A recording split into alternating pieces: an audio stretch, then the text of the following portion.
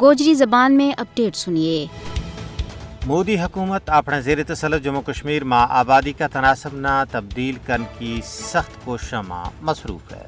نو آبادیاتی منصوبہ کے تحت پہلا مرحلہ میں جموں تو مسلمانوں کا انخلا کی کوشش کی جا رہی ہے تاکہ اس نے ہندو علاقہ میں بٹایا جا سکے۔ ویسے تو بھارت کو استعماری قبضہ اس وقت شروع ہو گیا تھا جب 27 اکتوبر سن 1947 میں بھارت نے غیر قانونی طور پر تمام بین الاقوامی اصولوں اور ضابطوں کی خلاف ورزی کرتا ہوا سری نگر میں اپنی غاصب فوج لائی تھی۔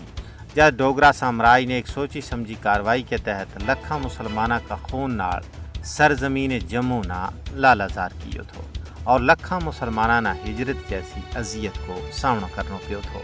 5 اگست 2019 تو بعد مودی کشمیر میں منو ان وہی منصوبہ عملا رہے ہے جو اسرائیل نے فلسطین میں عملہ تھو۔ اسرائیل نے غیر قانونی بستی قائم کر کے رفتہ رفتہ فلسطینیاں نے بے کار کیو۔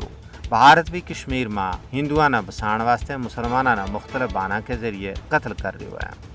کار مسمار کیے جا رہے ہیں۔ پنڈت کالونی اور سینک کالونی بھی اسی سلسلہ کی کڑی ہیں۔ مودی حکومت کشمیریوں نے سیاسی، آئینی، ثقافتی اور مذہبی طور پر بے اختیار بنانے پر عمل پیرا ہے۔ یہ بی جے پی اور RSS کو چروکھنوں مضمون منصوبوں تھو جس نے ہون عملی شکل دیتی جا رہی ہے۔ بھارت مختلف قسم کا کالا قانون آن کے لوگوں کی جدی پشتی زمین ور جبرن قبضہ کر رہا ہے۔ وسطائی مودی مقبوضہ ریاست جموں کشمیر میں اپنا مضمون مقاصد کی تکمیل واسطے بھارتی کاروباری کمپنیاں اور ٹائکونز نے بھی استعمال کر رہے ہیں۔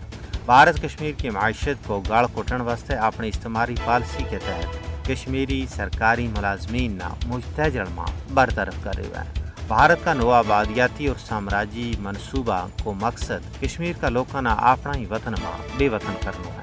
یہ ساری صورتحال عالمی برادری واسطے چشم کشا ہے۔